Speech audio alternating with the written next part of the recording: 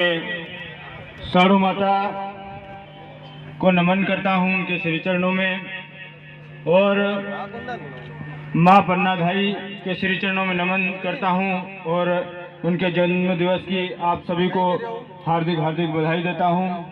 और इस कार्यक्रम में मंच पर व सामने जो उपस्थित है आप तमाम युवा साथियों, बड़े बुजुर्गों को बहुत बहुत धन्यवाद देता हूं कि आप इतनी संख्या में यहाँ पर आए हैं। दोस्तों, हमारा जो इतिहास है, हमारा जो देश के अंदर जो गुर्जर समाज का जो इतिहास है, उस इतिहास को दोहराने का काम और उस इतिहास को उजागर करने का काम आदरणीय लोकेंद्र भैया ने जो किया है, तो मैं उनके सम्मान में बोलना चाहता हूँ कि जमीन झुक जाती है, आसमान झुक जाता है।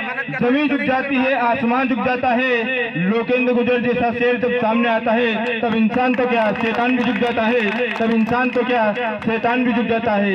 इस देश के अंदर गुर्जर समाज को इतना कमजोर समझने की भूल कैसे कर ली इन लोगों ने।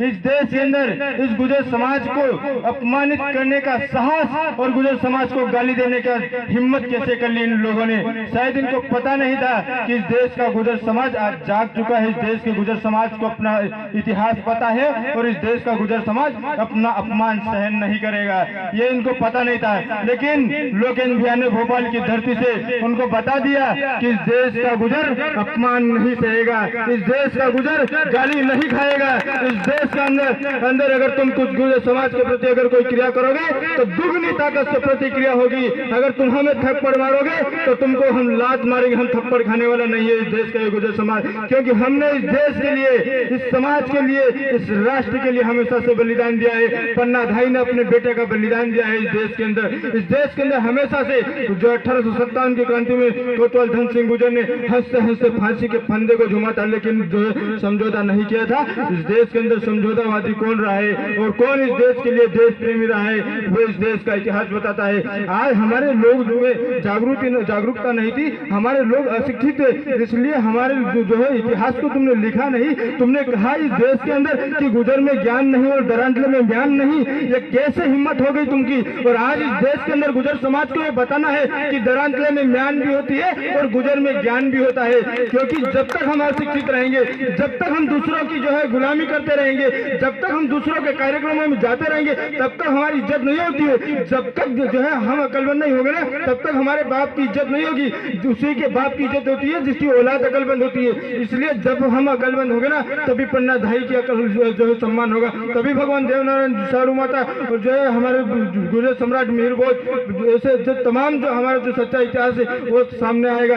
और अगर हम जो चुपचाप अगर घरों में बैठे रहे, अगर हम अपने अधिकारों के लिए, हम अपने इतिहास के लिए अगर सामने नहीं आए, तो हमारे जो है इतिहास को छुपा दिया जाएगा। जिस तरह से अभी सर बता रहे थे कि पन्ना धाई को भी राजपूत जो है बताया गया था पहले इतिहास में, लेकिन उसके लिए लड़ाई लड़नी पड़ी। और आज फिर गुर्जर सम्राट मिहिर भोज को राजपूत बनाने की साजिश की जा रही है, राजपूत बनाने की कोशिश की जा रही है। मैं उनको कहना चाहता हूं कि ज्यादा कुछ अगर तुम पढ़ नहीं सकते हो तो कक्षा 6 का कक्षा 5वीं का इतिहास पाठ 3 है, उसको पढ़ लो आप। उसमें लिखा है स्पष्ट कि गुर्जर प्रतिहार वंशी था।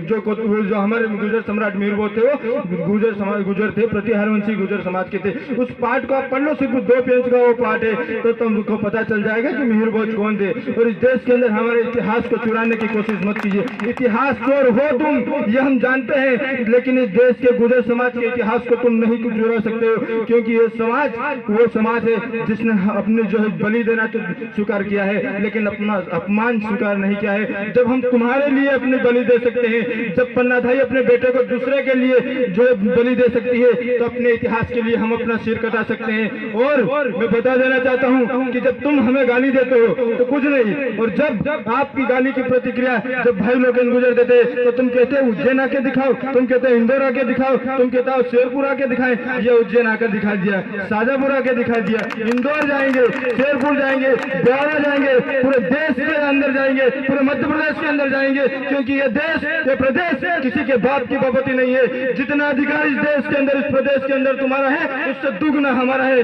क्योंकि हमने इस देश को बचाने के लिए खून की नदियां बही है। इस देश के अंदर गुर्जर समाज ने इस देश को बनाने में अपना पूरा योगदान दिया है। इसलिए इस देश का गुर्जर समाज डरने वाला, झुकने वाला नहीं है, लड़ने वाला और जीतने वाला है। इस देश का इतिहास उठाकर देख लीजिए, ऐसी कोई लड़ाई नहीं है जिसमें गुर्जर समाज ने जो है अपना योगदान नहीं दिया, जिसमें गुर्जर समाज ने जो है अपना बलिदान नहीं दिया। इसलिए इस देश के अंदर गुर्जर समाज को इतना कमजोर समझने की भूल मत कीजिए। और मैं कहना चाहता हूँ, इस देश के अंदर जितने जो गुर्जर समाज है और इस देश के अंदर जो भी पिछड़े वर्ग की जो जातियां हैं, उन तमाम समाज जातियों को, कि इस देश के तमाम पिछड़े वर्ग के लोगों को, सभी जाति के लोगों को, चाहे वो गुर्जर हो, सोंदिया हो, पाटीदार हो, खाती हो, माली हो, उन तमाम लोगों को एक साथ ओबीसी के नाम पर इकट्ठा होकर अपने अधिकारों के लिए लड़ने की जरूरत है।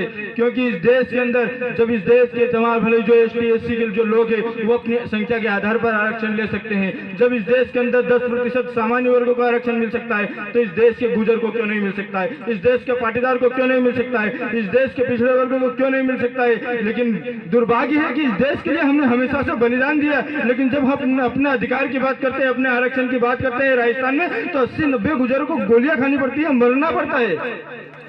क्यों? क्योंकि हम जागरूक नहीं है, क्योंकि हम सत्ता में नहीं है, इसलिए। और दूसरी तरफ और उस समय पे जब गुर्जर समाज आरक्षण के लट खा रहा था, जेल जा रहा था, जो गोलियां खा रहा था, उस समय पर तुम कह रहे थे कि अगर गुर्जरों को आरक्षण मिलेगा तो ये देश बर्बाद हो जाएगा, आरक्षण से तो देश का नुकसान है। और जब 10% सामान्य वर्गों को दिया तब तो तुमने स्वीकार कर लिया, तब तो तुमने नहीं कहा कि हमें भी मत दो, इससे आरक्षण से तो नुकसान होता है, इससे तो देश बर्बाद हो जाता है।